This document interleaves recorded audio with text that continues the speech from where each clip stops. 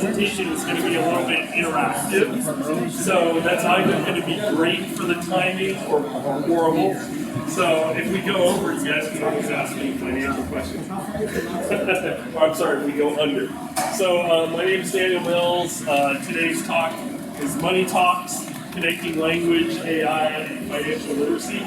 I'll start off by telling you a little bit about myself. Maybe I'm starting early. Good? Okay. So this is me. Number one claim to fame is my wife is way better looking than me. But I'm a financial educator and a coach at Ritsumeikan University. I'm a professor there. I work in the economics faculty, and I'm also a certified financial educator. And I run a kind of side hustle in financial coaching called the Five Professor, which is mainly for Americans living in Japan or wanting to come to Japan, because the tax and financial situation for Americans is much more difficult to navigate than everybody else. If you're not from America, I recommend Ben Tanaka, Retired Japan. He's got great information, but not really geared for Americans. I will say before we get started, because we are talking about money, little disclaimer, I am a financial coach. I'm not a accountant, I'm not a lawyer, I'm not a certified financial planner. So all of this is sort of general advice that you're going to need to check up on or talk to some other professionals later. So a little bit more about me. So I think I had a typical story of coming to Japan, as a lot of people. I was pretty broke when I came here. I sold the car. I moved out in 2006. I had $20,000 in student loan debt. And I think because I was a little older, I had a different mindset. So I knew that I was closer into my 30s, and I was getting up to my 30s, and I needed to come up with a plan. So I went to the bookstore and I found a book called The Idiot's Guide to Getting Rich. And actually, it was an incredibly good book. It wasn't fluff or anything. It was about how to save money, how to invest in index funds, and maybe go on to real estate. And I followed it sort of step by step, and it worked. So I started in 2006 with a negative net worth of $20,000, paid off any debt I had, I built my emergency fund, I started investing in index funds, and then sort of the real accelerators when I invested in real estate back in the States. And eventually, by the time I finished my master's and my doctorate degree and got hired as an associate professor at Ritsumeikan, I was already financially independent. So I was able to go into my career working, doing something I want to do, rather than having to work for money, which has been really incredible. So I talked a little bit about financial freedom. People talk about financial freedom, financial independence, it's sort of the same thing. And basically what that is the point where your investments cover all of your living expenses and make your job optional. So there is a FIRE movement in the US, which is financial independence, retire early. But I think more and more people are realizing that, especially if you're young, once you get to that point, many people want to continue doing work. They just want it to be more meaningful. Maybe they're working for themselves. Maybe they're working for a company or the government or nonprofit, but they want to find some other type of job. And I've definitely found that out with me as well. So in this presentation, this is sort of a hybrid. What I was hoping to do is to give you guys the basics of financial literacy, if that's something you're interested in, but also show you how I teach financial literacy at the university level. So we're going to kind of do it together. So before we start, a couple things. Who has a pencil or paper? Or I'm sorry, just a pencil or pen. I have some here, but we are going to do some activities where you'll need to write some stuff down. So if you need a pencil, I can pass one around. Go ahead and pass that. Anybody needs it? Second of all, does everybody have AI of some sort on their phones? Something like ChatGPT, Gemini. If we have time, we'll hit some of these, but not too short. We run out. So I'm going to go over quick financial freedom basics for everybody. I'm sure there's many people here that know a lot about personal finance, but just in case you need the basics, we'll cover that first. Then we'll go over the case study that I use to introduce financial independence to my students. And then I'll show you how I use AI in the classroom in a progressive step-by-step way. And then finally, we'll look at some other ways that AI can work in the money classroom. So, financial freedom basics. It's pretty simple, but it's not easy to do. That's what a lot of people say, or at least for a lot of people, it's not easy to do. This is sort of a step-by-step system. Really, it's kind of an iterative process. It's not step-by-step, but you need to earn money, of course, before you can save it. And once you've saved enough, and we'll talk about what enough is, you need to start investing that money because of basically inflation. And we know this back in our home countries, but even in Japan, we're starting to see inflation catch up. And so if you're not investing your money to beat inflation, you're gonna have a really hard time saving for the future. So when we're talking about earning, we might be talking about our main job. For some people, that's more than enough to cover their savings and investments. For others, they need to expand what they do, get more education, like I did, going back to school to get a higher paying job, doing part-time work. I don't know how many people here have ever done it, but there's a professor at Ritsumeikan that's a priest on the weekends, right, to do the marriage ceremonies. He does things like that. And then there's side hustles, like the 5 professors, right? So a lot of us, if you're working for a university, you're sort of limited about what you can do outside of the university, but there are sort of approved activities and numbers of hours that you can do that to earn extra money. This was way more important to me when I was doing the 10-year sort of grind period. Now I'm very lazy and I pretty much just teach at the university. When we talk about saving, what we're looking to do in general is save 3 to 6 months of our living expenses. Once you go past that stage, which is very common in Japan, your money is not really working for you. So I always recommend to people when they're first starting out is tracking their expenses, budgeting, all of these aspects. And again, there's a certain point where you may not need to do that manually. You get to the point where, well, you're making more than enough money to just spend as you normally do, and you're still saving extra. One of the things I did, best thing I did when I came to Japan, little tip if you want to save, I started 2 bank accounts. So immediately when my checks came into the first bank account, or the money came in, I transferred what I was going to save first. And I never touched that. So I lived in 1 bank account. So that's kind of an easy method of budgeting. And then finally, we got to invest. So in general, what we're talking about here is investing in the stock market, usually through funds. And one of the most important things, especially now that we're seeing some instability in the market, it's about time in the market versus timing the market. So a lot of people, once things start going down, they want to pull their money out, and of course they put it back in when it's back up.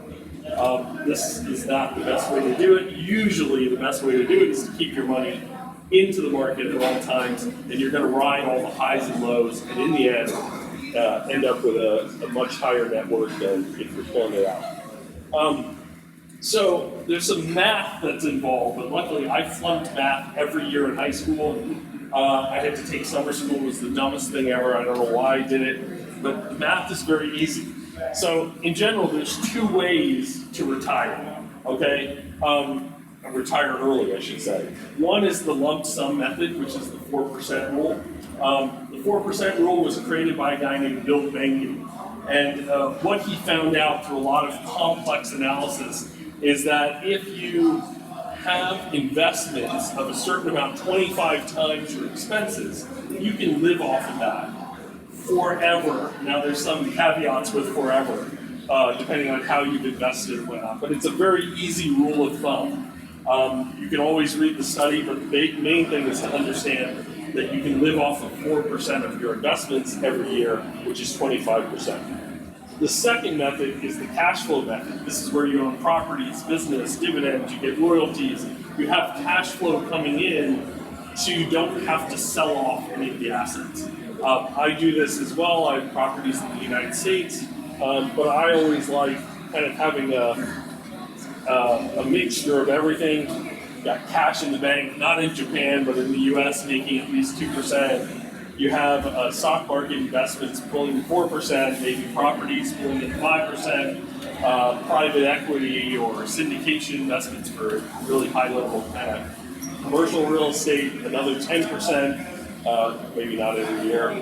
So you're diversifying your investments, right? So this is sort of the basics. I wanted to start that off before we get into what I actually do with my students once they've gone over a lot of these basics through other activities. So let me pass this out.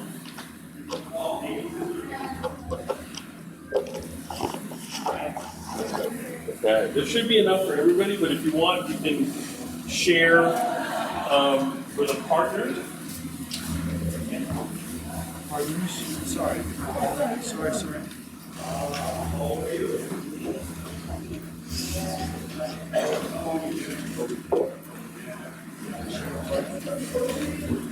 Okay. So once my students have, I will say that my students in the economics department, they vary in level of English, but they don't really vary in level of math. And that's always a good thing, because it's sort of a universal language. They're much better at math than I am. They do econometrics. It's a big part of our program. So they're able to handle this math very easily, and I find they pick it up much more quickly than a lot of teachers that I work with in how to do the calculations. So the first thing we do is we work with this case study, thanks. And of course, we spend a lot more time on it. The students have a lot of input. But the most important thing is we start off with pen and paper. I introduce technology in stages, which I'll go through in a little bit. But we start off with Aya. And you see there's a little story on the top about who Aya is. It's more expanded to what the students get. But she's basically a 28-year-old living in Kyoto. She earns about 250,000 yen a month. She already has 2.5 million yen in savings, so she's doing really well, but she hasn't invested it, and she wants to retire at 60. So the first thing we do is we look at the budget. This budget's already written in for you, except we don't really have the monthly savings, and so you can write that in there. What do you want? So what I have the students do is they work through this worksheet of putting in the numbers. So here's your first question. She's making 250,000 yen a month. Of course, we're not looking at taxes yet that might come in. And she's spending 210,000 yen a month. So your first math problem is 250,000 minus 210,000. How much is she saving? 40,000 yen, right? So that's how much she has. The students will then work on improving her budget. They'll come up with ideas, but for today, we're not going to do that. We then move on to the emergency fund. So as I said, with an emergency fund, you need 3 to 6 months. So we're going to give her 3 months emergency fund. Her monthly living expenses are 165,000. That is wrong. I'm sorry, I don't know why that went in there. This could be her main living expenses, but basically you figure out the expenses and then you would times that times 3, right? You multiply by 3. So that's how you figure out, you can do it for yourself, find out what your living expenses are, times 3 or 6, and that's your emergency fund. After we do that, we know that she's got 2.5 million yen in savings that she can deploy to help her on her retirement journey. So we have to subtract her emergency fund from that, because she's going to keep that in cash. And then this is what she has left over, if we're using this 630,000. Oh, I'm sorry, I know why I made a mistake there. I'm going ahead of myself. This is this because it's times 12, right? Oh, sorry, times 12, 16, 10. Oh, I made a little mistake, sorry. That's why I failed math in high school. So after this, we have 1.87 million. And that's the money she could invest in a lump sum in something like NISA. Okay? In addition to that, she's got this 40,000 yen a month in savings, and she can use this as a monthly. So we have like in Japan a NISA, Ritsumeikan NISA, which you can put monthly towards that goal. And of course, students are learning this basic math, but they've also learned about some of these accounts before we get to this stage. So, what is her retirement goal? As I said, Bill Banking came up with a 4% goal. Monthly expenses times 12, these are her yearly expenses. This one has been done correctly. 2.52 million. Yearly expenses times 25 is the amount she's going to need to accumulate in her index funds or some other type of investment to retire. So she needs 63 million yen. Okay? So using an online calculator, my students do that. They use these parameters. She's already got 1.87 million invested. She's investing 40,000 yen a month. She's starting from age 28 to 60, and she's getting a 7% return. We can change that up depending on how we do it. And there is, you can see a QR code on the bottom. There's a retirement calculator that I often use with my students. And we find out that in that time period, she'll end up with well over her goal, 74 million. So this is sort of the first stage. My students, again, work on with pen and paper to try to make the plan better. They think of ways to save on her budget. They think of better ways to invest. They might, it depends on the level of the students, but this is how AI comes into the plan. So I use something called the AI usage scale. There's many variations of this, but basically with almost all of the lessons that I do at Ritsumeikan, we use AI at different levels through the lessons. We always start with no AI, so if it's a writing assignment, for example, they'll write first, just pen and paper. They don't use AI. It's amazing, but at least with Ritsumeikan, students actually listen to you. So if I give them a homework assignment and say don't use AI, I know they don't use it. Like you can see what they turn in. They understand that they can use AI when they're told they can use it.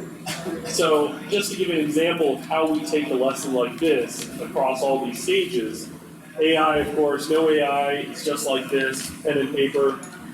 Then we start to use the next level, which is coming up with ideas and structure. So they might take these basic numbers and they're going to write a paper about it. So instead of prompting the AI to write the paper, they will prompt it for an outline that they will use for their own paper. And then we might do another stage of development there, so an outline or a mind map. After that, they might write their first paper, and then they can use AI to edit it for clarity, grammar, and then we usually bring in both types of papers and we compare them. So what is the differences? What can I take from the AI? So all of this is building up the skill for them of how to use AI properly, right? It's not just about feeding in information, getting it out, and turning it in, but how can we use it at every stage of the process? Then on a next level, we can use AI to human evaluation. So in this part, we prompt the AI. Usually students might even take a picture. We upload it to ChatGPT, and with certain prompts, we try to get a full financial plan out there. AI might start coming in with, oh, well, you haven't calculated taxes. This is how taxes are calculated with salary. So she's not really saving 40,000 yen a month.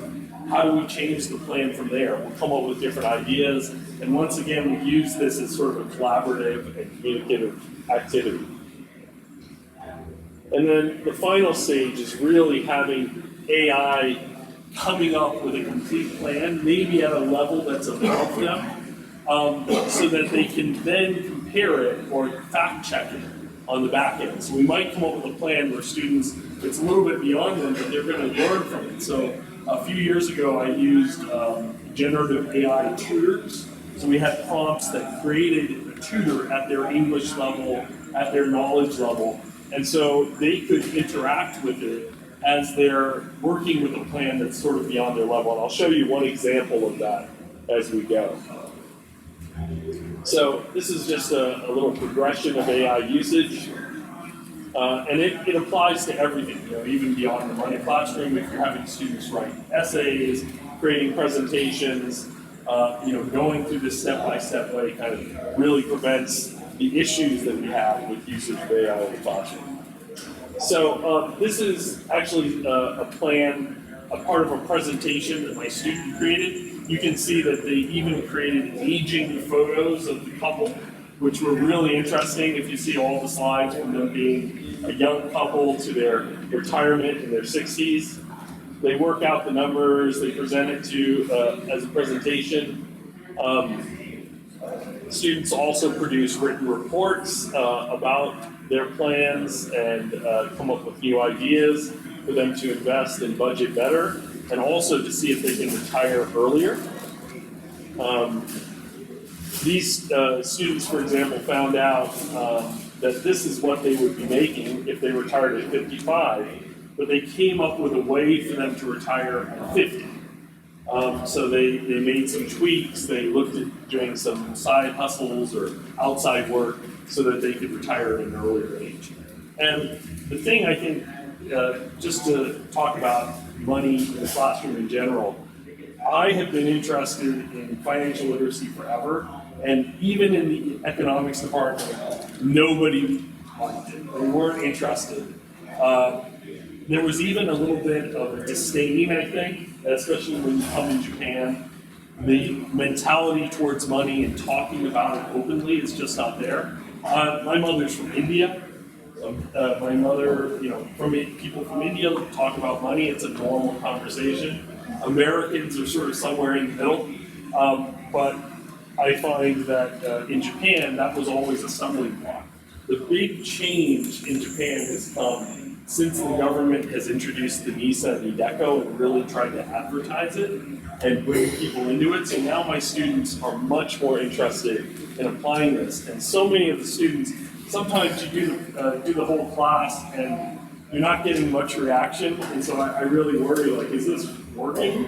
And then later on, I'll have a student tell me, oh, I went home for the summer and I did all my parents' finances. I calculated when they can retire. We looked at the pensions and everything else.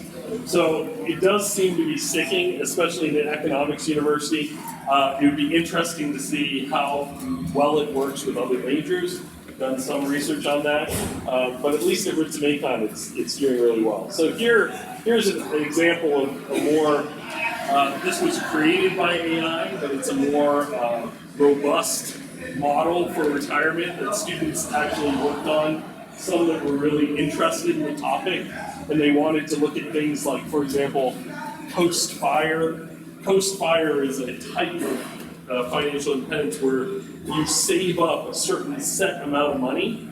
So let's say you need eventually $1 million to live off of. And you do a calculation that I can save money till 35, and then I stop saving money. I have a great time spending my money, living my life, but I never touch that investment. And by the time I'm ready to retire, it will be $1 million, and that will be enough for me to invest to live off of. So there's different calculations you can go through, and the students are really interested in doing it. So AI enhanced money classroom, just a couple things, ideas. I know, how many people are teaching at the university? Let me ask that. 1, 2, 3, okay. So this is, of course, mostly for university, but I wanted to cover a few other things. The first reason is, why do we want to teach about money? There's a lot of reasons, I think. One of the big ones is just the crisis that is being faced in Japan with retirement. And this is true almost everywhere in the world. The pensions are not paying enough to retire.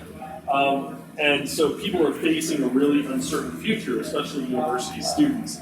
So giving them the tools before they get into the workforce is incredible. I didn't start till I was 30. I can't imagine if I knew what I know now when I was 22, what I would have been able to accomplish. So that's a big thing for me. It's a life skill. We're working on real world topics, so it ties into their economics background. The program at Ritsumeikan deals with a lot of sort of social issues and sort of macroeconomic issues that are going on, the population decline, the issues with pensions. So bringing this into the student studies like a way to deal with it. It's not just learning about the problems, but how can we solve it, at least for ourselves, is a great way. And then finally, the use of AI assistance I have found has been really helpful. One of the issues I have seen at university is that Japanese students who may do incredible work in their major will turn in craft work for their English class, even on the same subject. It's sort of surprising. They might write a topic talking about social safety nets in their economics class, and they do a very well-researched paper on it. I've seen the paper. They come to class and they scribble out, these ideas that are not well formed. I'm not even talking about the level of English, but they'll say things like, we should just make everybody, we should kill people or something. Sometimes it's very strange ideas that come out of this, so that we have more money amongst ourselves. Something like that. And when I ask them in Japanese, is this what you really think? They're like, no. But there's a feeling like, oh, I can put this in English, because at least I'm writing in English. So one of the great things with AI is that help from the AI has made it so that when I do projects in my classes like designing businesses, students have gone from designing Doko demo doors, Doraemon type products that are really viable. For example, this year, one of my students came up with an idea for a bento box that is a high-protein bento box to sell on campus, because there's no option for the athletes that are having these sort of healthy bento boxes. And he's actually turning it into a real business. So AI has helped get their levels to sort of get their ideas to the next level. So just a couple guidelines if you're going to do money in the classroom. Start with a character or a simple story. The big one for me, there's a series on YouTube called CNBC Make It, and it highlights people in their early 20s that are doing really well with money and business. And this has helped so much because my students can see somebody that they see themselves in somebody by looking at this sort of example. And we've even made connections with some of these people who have talked to my students or given them some feedback. So starting with a simple story or a case study is a great way to get started. You also need to focus on one money skill per lesson. Today I kind of threw a lot at you. If you're not into personal finance, it may have been a little bit too much, but for students, we have to build it up along the way. Use AI to scaffold the language, not replace thinking, or at least to assist in thinking at other levels, right? And keep the task really visual. Safe is, when we talk about safety here, we don't want to be steering our students to YOLO and to crypto, right? So there's things like that we have to think about, and then of course, age appropriate. Is that my time up? So I don't teach kids, but a couple of things that you could look into. Of course, a lot of people do classroom stores. Creating a story, especially with AI, you have the ability to create storybooks and visuals that students could use in this sort of classroom store. They can learn early budgeting, simple choices, vocabulary numbers. With teens, maybe part-time jobs. Japanese teens don't usually have part-time jobs, but this can also be a very good cultural experience to learn about it. They learn about generating a budget. I found that students are really good at budgeting. The whole company bulletin in here is big, so they do understand those concepts and coming up with a money plan. It's usually the investment side that they're missing.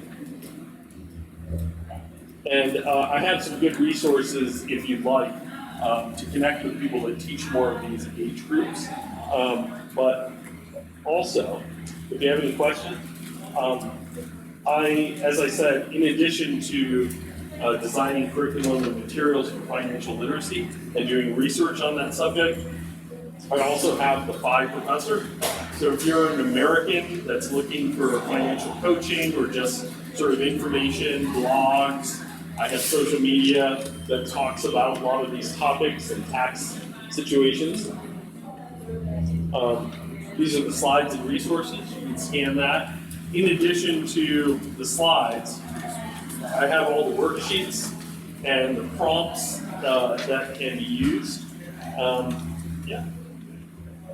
And that's all I have for you today. I probably went way too early. Yeah, way too early. So I will open it up for questions. Either if you want to ask questions about financial literacy and AI, or if you have any other personal finance questions that I might be able to help you with. Very random. Yeah. When Americans open a bank account, and where we have to give permission for the U.S. government to look at that. Yes. Does any other country do that? And what actually does happen? Does any other country do that? I believe Mauritius is the only country that taxes citizens overseas, except for, well, only one that asks for a lot of this information. I think most people don't follow it. Yeah, there's a requirement, a reporting requirement with the FMR to do this. In Japan, when you sign up, most other countries in the world, they don't want the U.S. to be upset at them, of course.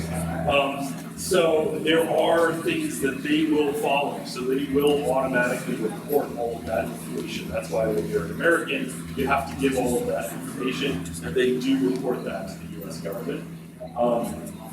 As an American, you're in a really weird situation, or not weird. It's like a double whammy that you have America, which is one of the only countries in the world that tax citizens by citizenship wherever you're living. And then Japan is one of the only countries in the world which taxes worldwide income and assets after you've lived here for 5 years and become a tax resident. Yeah, so this is something a lot of people don't know, and a lot of people say, oh, I'm not going to follow that or something, but I think with AI, it's going to be really hard to avoid it. Once you've lived in Japan for longer than 5 years with certain visa types, so like spouse visa, permanent residence visa, you are required by law to report worldwide assets and income. So if your family member dies, you get an inheritance in the U.S., that's taxed in Japan. So in the U.S., there's an exemption up to like $13 million before you get taxed on inheritance. In Japan, it's much lower. There's sort of a calculation you can do.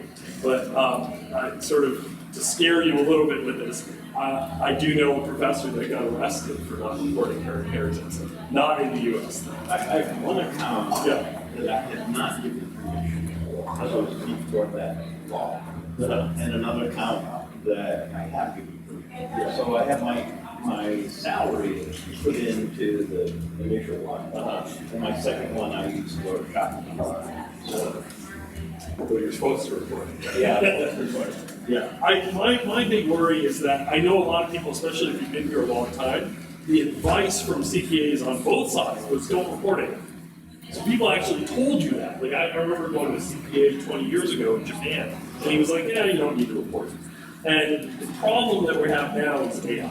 Because I think at some point, Japan already said they're going to start looking at all these accounts to see what people not reporting stuff, property they own at home and everything. So the U.S., once that all catches up, I don't think there's a way to avoid it. Yeah, but with U.S. privacy laws, it's usually that foreign countries do not get American information. Yeah. But there's a lot of foreigners from other countries sending their money to America and like trying to ask for their citizens' information. Yes. Well, we have privacy, we can't give it to them. Does that work the same way? It's only Americans that would report them. So it's hard to tell. If another country asks for information. Yeah, so that's the truth. So there is definitely some truth. Yeah, so America tends to be a little bit more private in sharing information, but I don't know how that's going to work in the If the future. US government wants to know, they have to. They have to ask. I mean, the US government can find out everything. Yeah, Because but it from the controls other side. control the world banks. Yeah, But if another country asks America, America doesn't have to. doesn't have to answer, but are they going to continue doing that when they eventually, especially with things like crypto and whatnot, and they're losing control of this power, they might be making agreements to Unless share. everything goes on the chain. Yeah, well, If it goes on the chain, then you should start. yeah, possibly, but there's no way that the biggest military in the world is going to allow people to start just moving money around. They will figure out a way to get at it. We're talking about the Japanese side. Oh, the Japanese side, even Japan. We're not talking about America's had, of course, to control everything. Yeah, so, but they have a great partnership, so, yes? Talked a lot about testing and things like that. Yes. Do you ever talk about anything like gold or silver? Yeah, we do. So some of the lessons that we have, I actually have a textbook that's coming out, Think Big for Personal Finance. But we have Think Big for Business 1 and 2, and we cover personal finance. One of the things we do is looking at diversified portfolios and how to go into it. But for the most part, we try to keep things as simple as possible. So we look mostly at index funds, and then we do a little bit about property investing, a little bit about precious metals and cryptocurrency and things like that. But with the time you have, we just sort of hit the big ones first. Yeah. In connection to that question, which would you say would be a preferable place to invest in? Would it be Japan or the US? So in general, I mean, you're going to probably do better with a more U.S. tilted portfolio.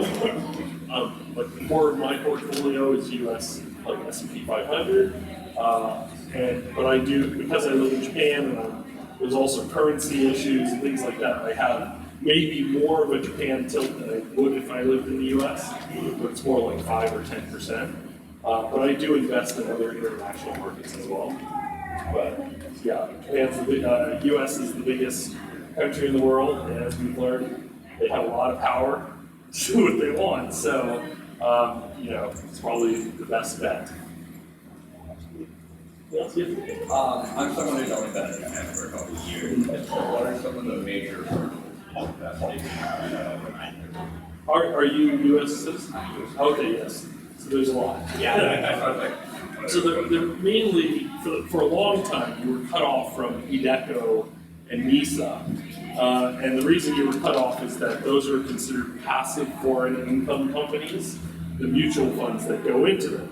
So if you invest in that, the U.S. will punitively tax you for investing in a foreign mutual fund. There are more options now. There is, within NISA, there's an Interactive Brokers Japan, which now offers the NISA only the growth portion that the American can buy U.S. ETFs. So the most important thing is you have to buy U.S. domiciled ETFs if you're going to do that. One of the cheat codes, as I mentioned, is real estate. Because we file taxes as Americans in the U.S. every year, we are able to use the same financing that Americans living in America use because we have a tax regime. So you can get up to 10 loans in the U.S. on a conventional loan for 1 to 4 unit properties at the lowest interest rate that they offer people living in the States. So I think that's the biggest tax loophole as well. There was a period of time where there was this incredible loophole from my perspective. You could buy U.S. real estate, especially if it was a wood structure over 20 years old, and you could depreciate the entire structure value against your earned income in Japan 25% a year. So you buy 4 properties worth $100,000 each, and you make $100,000 a year in Japan, you make $0. So you're paying nothing, right? And they almost even, it's not even like some people say, oh, I wouldn't want to do that or something. When you go to the tax office, they will say, you did this wrong. You have to deduct all of this. They change it. That's kind of what happened the first time I bought a property. They did that for 10 years, and then they realized, what are we doing? Why are we giving this incredible tax loophole to people? So they cut it off. Now you can still do it though, and this is big if you're an ACO owner. If you own an LLC or KK or GK, in Japan, you can make a subsidiary LLC in the United States that buys real estate, and that subsidiary LLC can offset your earnings in Japan. In the same rule, 25% a year, I believe they're still doing. So there are some things you can do with LLCs that are a little bit different. So sorry, I know I went off on a tangent. Yeah. So I talk a lot about this on my blog, some of these things.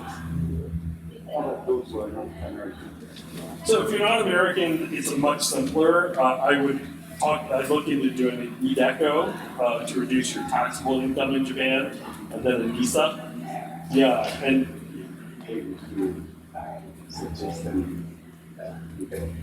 yeah, I mean, I don't really. If you're looking for that, I would talk to Ben Sheeran, who runs Retire Japan. He always says to me, like, if they're American, please take them, because it's too much trouble. But he does all the other side of the world, so anybody else can do it. Yeah, so I would definitely talk to him. He's got a great, all sorts of social media, Retire Japan. Do you recommend anything else besides Kyoto? Older people. For older people, I think the NISA is the biggest one here because it's tax-free to pull it out. Well, eDeco is really the only way besides real estate. So there are deductions you can take. If you meet a lot of richer Japanese people, they're using real estate a lot to offset. Income is harder, it's more with business income.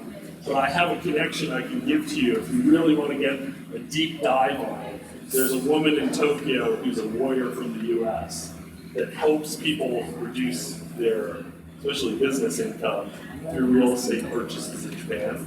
But that's really the only other loophole besides the NACA. For some reason, I lost her name. Go back. Yeah. If anybody's interested in sort of finance stuff, please send me an email. I can send you a list of all the contacts, and my website is also a list of people creating wills and trusts. Like if you need a lawyer in the US or CPA that deals with both sides, I can help direct you. Okay. Thank you.